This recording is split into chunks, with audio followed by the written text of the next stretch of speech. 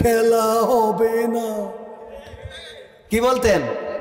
উনার দিয়ে খেলা হবে না বলতেন না? এই জন্যে আমাদের তো ক্যান্সেল করার সুযোগ নেই, আমাদের আসতেই হয়, আমাদের আসতেই হয়। কষ্ট হোক। অনেক সময় বলে হুজুর কিছু অসুস্থ, অসুবিধে নেই, আইসি খালি স্টেজে বসে থাকবেন, তাও আসেন। কিন্তু বসে কি আর থাকা যায়? মাইক্রোফোন দেখলে একটু মন চায় যে কিছু বলি। যাই হোক, আপনারা থাকার কারণে ভালো লাগছে। যা দেখেছিলাম তার থেকে বেশি এসেছেন। আমার যুবকেরাও ঝাঁকে ঝাঁকে এখনো আসতেছে। পিছনের দিকে তাকায় দেখেন, যুবকেরা আসবে, কারণ দিনমুখী হচ্ছে, মানুষের মধ্যে পরিবর্তন আসছে, পরিবর্তন আসতে হবে। আজ হোক কাল হোক, বাংলার জমিনে কালেমার পতাকা পতপত করে উঠবে, আর সেটা উড়াবে আমার দেশের তরুণ প্রজন্মরা, ইনশাআল্লাহ। উড়বে না? উড়বে না? উড়বে। সেই উড়ানোর জন্য আপনাকে আমাকে প্রস্তুত হওয়ার দরকার আছে না নাই? আপনাকে আমাকে তৈরি হতে হবে, কোরআনের কাছে আসতে হবে, কোরআন জানতে হবে, কোরআন বুঝতে হবে, কোরআন শিখতে হবে, কোরআন বুকে ধারণ করে কোরআনকে সাথে নিয়ে কোরআনের মিছিলে শামিল থাকতে হবে। কোরআনের মিছিলে থেকে কোরআন কায়েমের আন্দোলনে যদি বুকের তাজা রক্ত ঢালতে হয়, সেই রক্ত ঢেলে দিয়ে রক্তের সাগরে সাঁতার কেটে কেটে একটি রক্তাক্ত বিপ্লবী কালেমার পতাকা, তাওহীদের পতাকা বাংলার জমিনে উড়ানোর জন্য কে কে প্রস্তুত আছেন? দুটি হাত দেখতে চাই।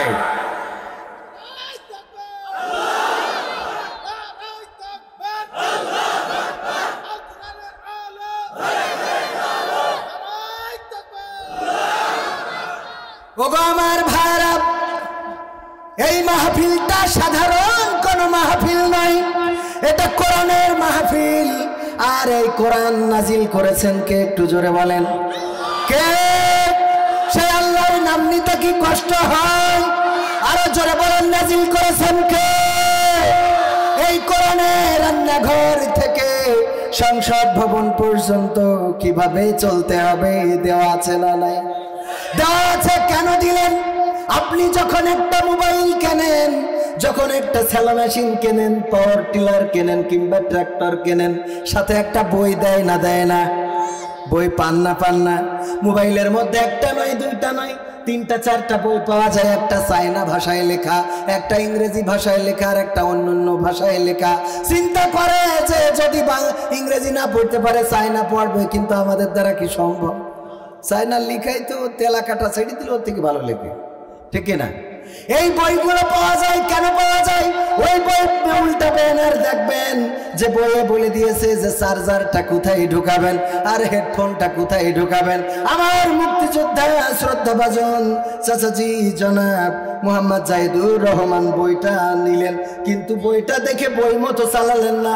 এই যেখানে হেডফোন ফুটিয়ে ওখানে চার্জার ঢুকাইছে, আর যেখানে চার্জার ঢুকাইতে হবে ওইখানে হেডফোন ঢুকাই এসে বলছে, হুজুর এই মাহফিলে আমি 1000 টাকা নগদ দান করলাম, একটু দোয়া করে দেন জানো আমার মোবাইলটাই 100% চার্জ হয়ে যায়।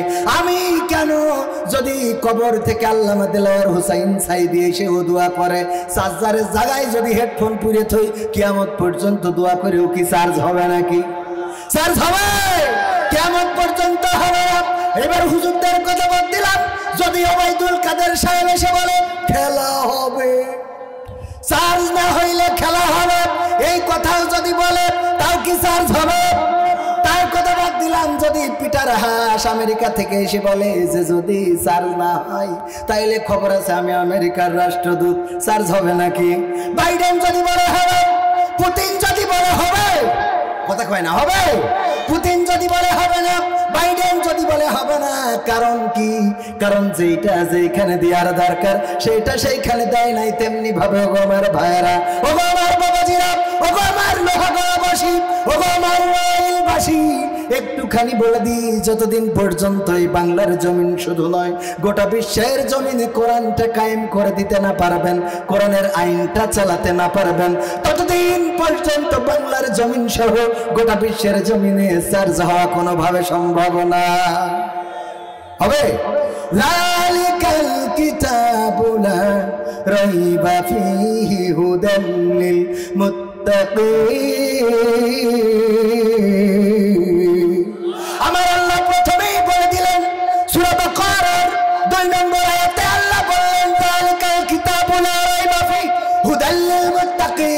এটা এমন একটা কিতাব যেই কিতাব নিয়ে কোনো সন্দেহ করা যাবে না, যেই কিতাব নিয়ে সন্দেহ করার মতো কোনো অবকাশ আমি রাখি নাই।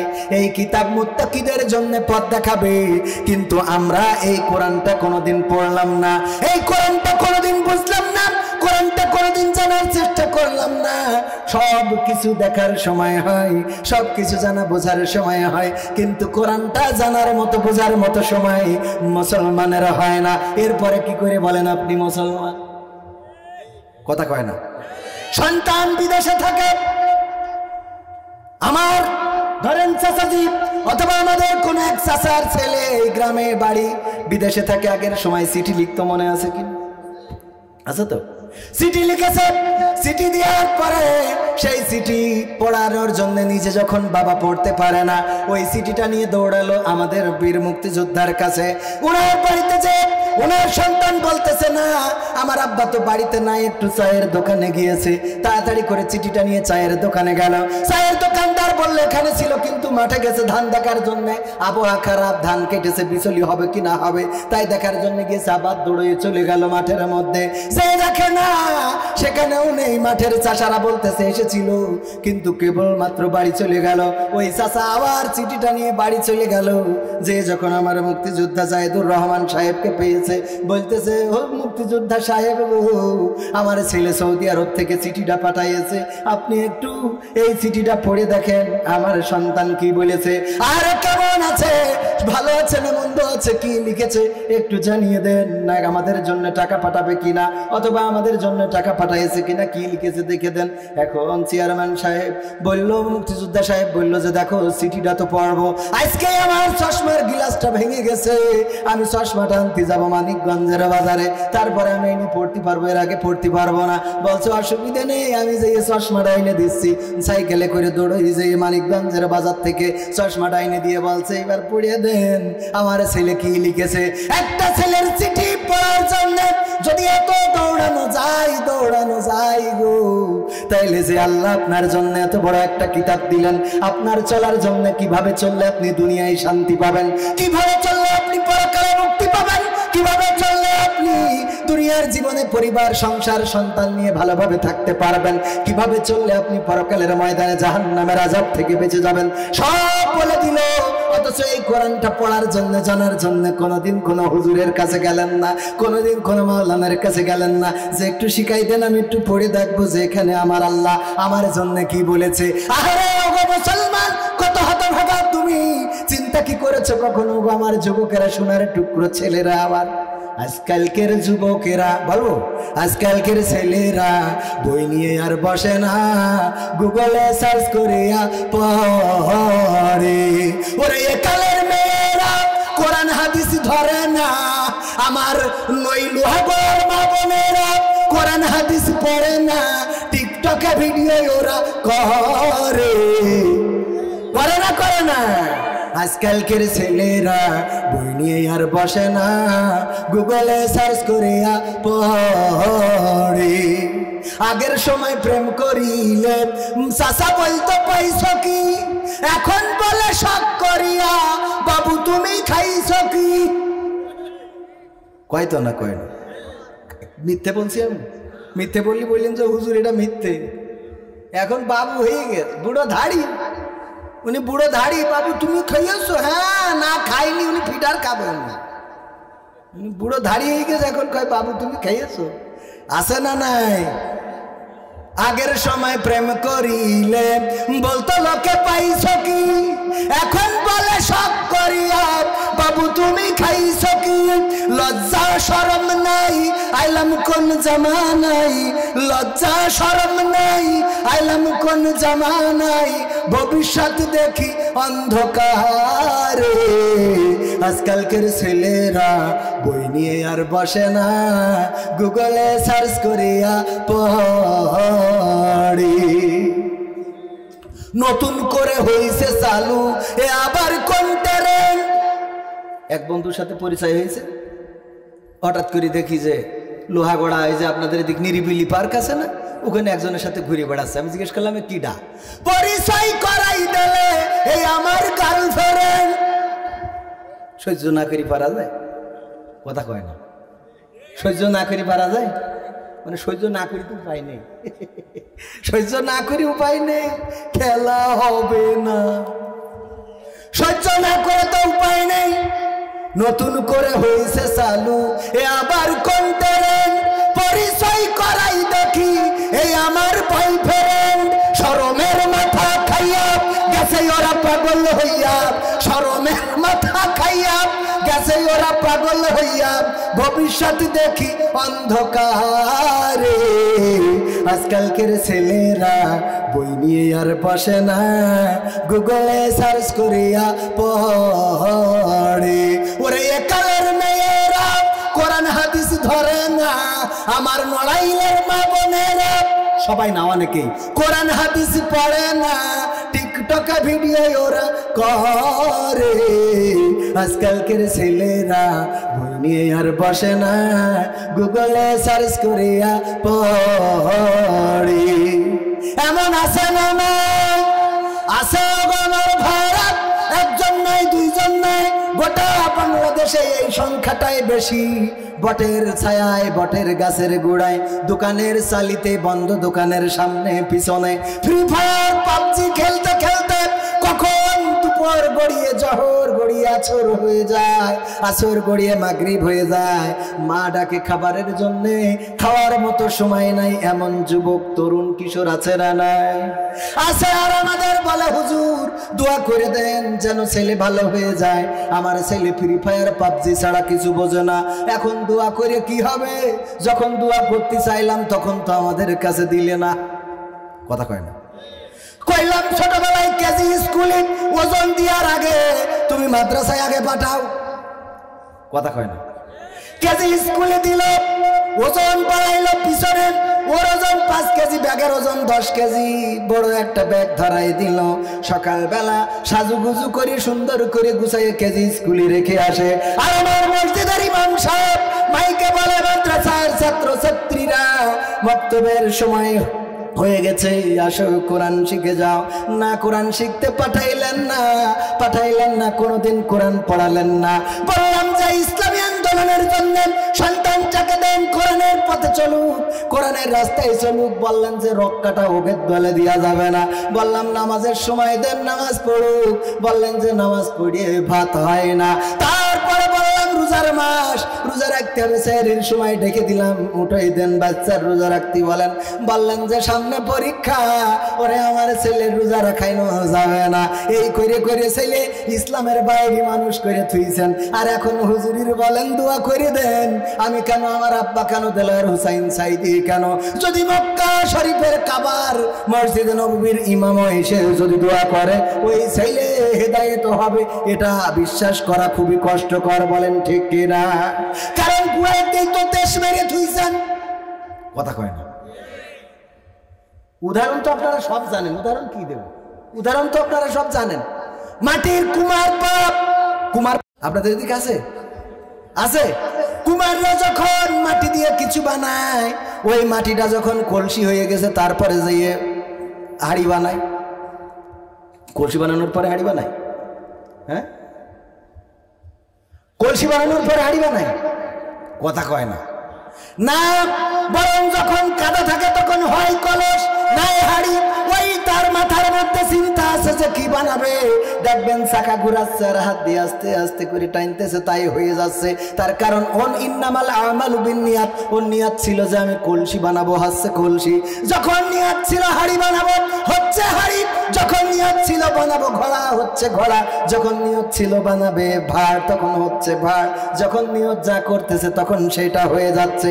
ওই কাদাকালীন সময়ে যদি আপনার নিয়তটা থাকতো আপনার সন্তানকে মানুষের মতো মানুষ বানাবেন, আল্লাহওয়ালা বানাবেন, রোজাদার বানাবেন, ইমানদার বানাবেন, তাওহীদের পক্ষের বানাবেন, কোরআনের পক্ষের বানাবেন। যদি ওই মাটিটা নরম থাকতে বানাইতেন গো, তাইলে আজকে ফ্রি ফায়ার পাবজি খেলে আপনার সন্তান নষ্ট হতো না। আজকে আপনার ওই সন্তানটা যা নিয়ত করতেন সেইটাই হয়ে যেত। বলেন সুবহানাল্লাহ। হইতো না? হইতো না? কথা কয় না? কিন্তু আমরা সেটা করি। আল্লাহ রাব্বুল আলামিন কোরআন দিলেন, যেই কথা বলছিলাম, বাইডেন বলেন, পুতিন বলেন, জেলেনস্কি বলেন, এরদোগান বলেন, ভারতের নরেন্দ্র মোদী বলেন, আর বাংলাদেশের প্রধানমন্ত্রী জননেত্রী শেখ হাসিনা বলেন, আর আওয়ামী লীগের সাধারণ সম্পাদক ওবায়দুল কাদের বলেন না কেন, যে যত ক্ষমতাশালী হোক, বিএনপির ফখরুল ইসলাম আলমগীর, তারপরে রুহুল কবির রিজভী, যে যাই হোক না কেন, যত বক্তব্যই দিক না কেন, শান্তি আসবে না, আসবে না, আসবে না। নিরপেক্ষ নির্বাচন হোক আর একদলীয় নির্বাচন হোক, কোনোভাবে শান্তি আসবে না যতদিন পর্যন্ত আল্লাহর জমিনে আল্লাহর দিন, আল্লাহর কোরআন কায়েম হবে না, ততদিন পর্যন্ত শান্তি আসবে। আসবে। সমাধান খুঁজে খুঁজে ক্লান্ত হয়েছে যারা, সমাধান যদি পেতে চাও, সব পথ গিয়ে ভুলে কোরআন দেখো খুলে, সমাধান যদি নিতে চাও। অশান্তি যত সব দূর করে দিবে রব, অশান্তি যত সব দূর করে দিবে রব, যদি তুমি যাও চেয়ে যাও। সমাধান, সমাধান খুঁজে খুঁজে ক্লান্ত হয়েছে যারা, সমাধান যদি পেতে চাও, সব পথ গিয়ে ভুলে কোরআন দেখো খুলে, সমাধান যদি নিতে চাও। কোরআন ধরি না বলে, কোরআন পড়ি না বলে, চারিদিকে হই লজ্জিত। কোরআন জানি না বলে, কোরআন মানি না বলে, সব অধিকার বঞ্চিত। ঠিক কিনা? কথা একটু বলা যাবে না শোনা? আর অল্প সময় থাকবো আপনাদের মাঝে, আর বেশি সময় নেই, আর 15-20 মিনিট, আধা ঘন্টা থাকা যাবে না। এইটুক সময় যদি থাকতে কারো কষ্ট হয়, তাহলে বুঝে নিতে হবে ওর বউ রাখাও কষ্ট হয়ে যাবে। হ্যাঁ, আর ব্যাখ্যা করে বলবো না, ব্যাখ্যা করে বলবো না। মা বোনেরাও এসেছে, মা বোনদের জন্য তো দূরে একটা কথা বলার দরকার আছে, দরকার আছে না? বলার দরকার আছে না নাই? কোরআন ধরি না বলে, কোরআন পড়ি না বলে, চারিদিকে হই লাঞ্ছিত। কোরআন জানি না বলে, কোরআন মানি না বলে, সব অধিকার বঞ্চিত। মরিচিকার পিছে না ঘুরে মিছে মিছে, মরিচিকার পিছে না ঘুরে মিছে মিছে, কোরআনটা খুলে দেখে না। সমাধান, সমাধান খুঁজে খুঁজে ক্লান্ত হয়েছে যারা, সমাধান যদি পেতে চাও, সব পথ গিয়ে ভুলে কোরআন দেখো খুলে, সমাধান যদি নিতে চাও। কোরআনে বলা আছে কোন পথে চলবে, কোন পথে মিলবে মুক্তি। কোরআনেই লেখা আছে কোন পথে শান্তি, কোন পথে আসবে শক্তি। কোরআনেই বলা আছে কোন পথে চলবে, কোন পথে মিলবে মুক্তি। কোরআনেই লেখা আছে কোন পথে শান্তি, কোন পথে আসবে শক্তি। আলে আর আলোয় প্রতারিত না হয়ে, আলে আর আলোয় প্রতারিত না হয়ে, কোরআনটা খুলে দেখে না। সমাধান, সমাধান খুঁজে খুঁজে ক্লান্ত হয়েছে যারা, সমাধান যদি পেতে চাও, সব পথ গিয়ে ভুলে কোরআন দেখো খুলে, সমাধান যদি নিতে চাও। সত্যি না হইতে? কোরআনে সব সমস্যার সমাধান আছে না নাই? কিন্তু সেই কোরআনটাই আমরা পড়তে পারি। আল্লাহ বললেন, ইয়া আইয়ুহাল্লাযীনা আমানু হাল আদুল্লুকুম আলা তিজারাতিন তুনজিকুম মিন আযাবিন আলীম। আল্লাহ বললেন, ও ঈমানদারেরা, আমি কি তোমাদের এমন একটা ব্যবসার কথা বলে দেব, যে ব্যবসা করলে তোমরা কঠিন জাহান্নামের ভয়াবহ আযাব থেকে বেঁচে যাবে। এই ব্যবসার কথা কি বলে দেব? আল্লাহ প্রশ্ন করছেন আমাদের কাছে, আমরা কি বলবো? কি বলবো? ব্যবসা করতে চায় না, চায় না? ব্যবসা করতে চাই মানে কি? ব্যবসায় একটা আমাদের খুব পছন্দ, সেটা হলো সুদের ব্যবসা। খালি আমাদের একজন ভাই আছে, বলতেছে গরু পুষিস কের জন্য? তো বলছে তা কি করবো? বলছে সানি কেটে পারা যায়? বলছে তা কি করতে হবে? বলছে গরু বেশি দাদন দে। গরু বেশি দাদন বোঝেন তো? সুদ। সুদের আর এক নাম কি? দাদন।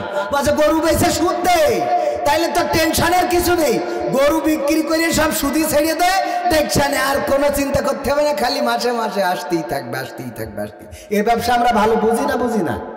সুদ খাই না এরকম কয়জন আছেন এখানে? হাত উঁচু করেন তো। সুদ খান না? আচ্ছা, হাত নামান। এবার সুদ দেন না, দেন না কয়জন? দেন না নিশ্চিত করে বলছেন? এই দেখেন, এইবার আমি বুঝাই দিই। এই যে মোবাইলে টাকা ফুরাই গেছে হঠাৎ করে, আপনি ধার নেছেন 30 টাকা, কেটে নিয়েছে 35 টাকা, 5 টাকা কের দেখি নে না, 5 টাকা কে? ব্যাংকের থেকে লোন নেছেন, ও ঘুরাই ঘুরাই এমনে সেমনে করে, আরে বাবা মর্টগেজ ফেস দেখাই।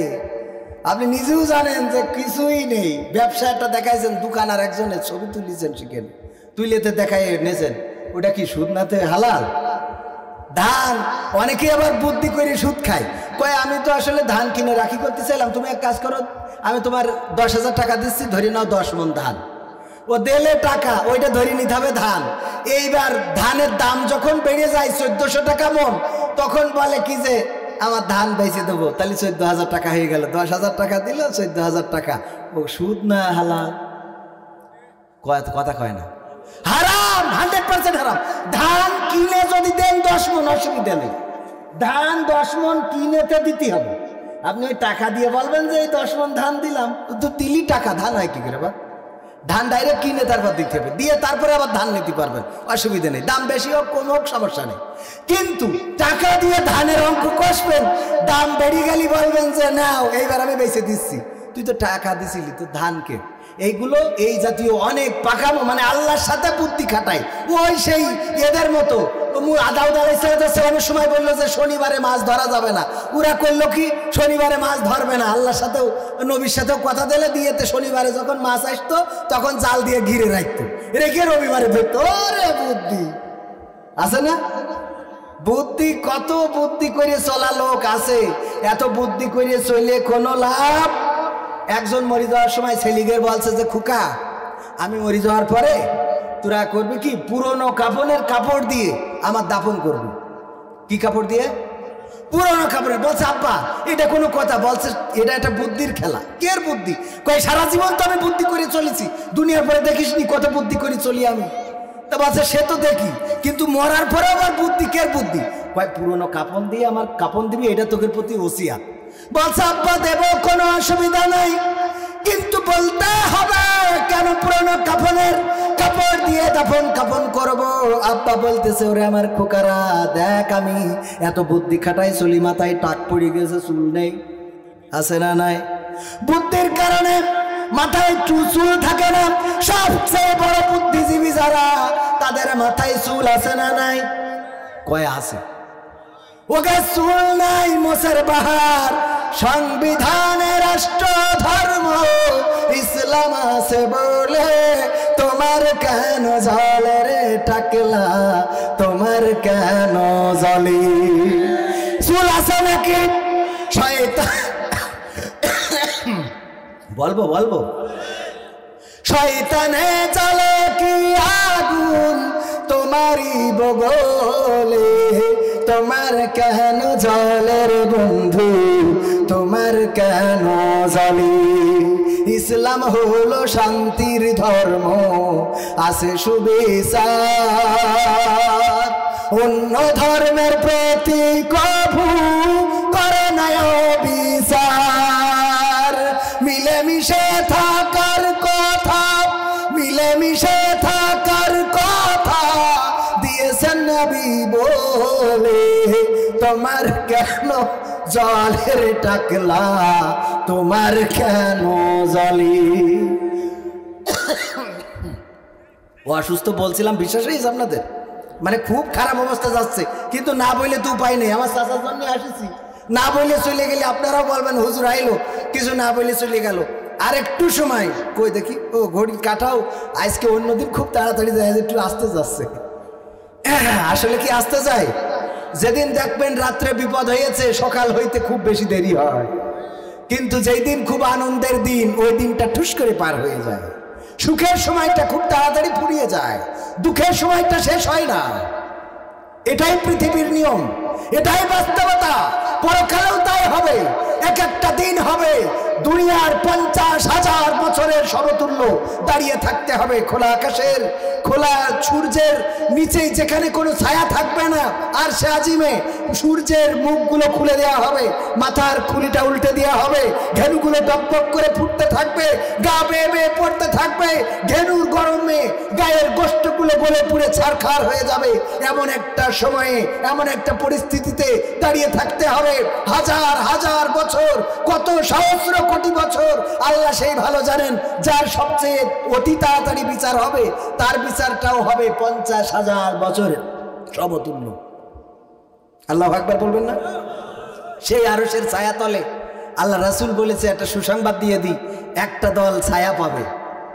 সেই আরশের ছায়ায় একটা দল ছায়া পাবে। এখানে যারা আছেন সুসংবাদটা শুনে নেন। তারা যারা তাদের যৌবনকালকে আল্লাহর রাস্তায় ইবাদতে কাটিয়েছে, তারা আরশের ছায়ায় ছায়া পাবে। বলেন সুবহানাল্লাহ।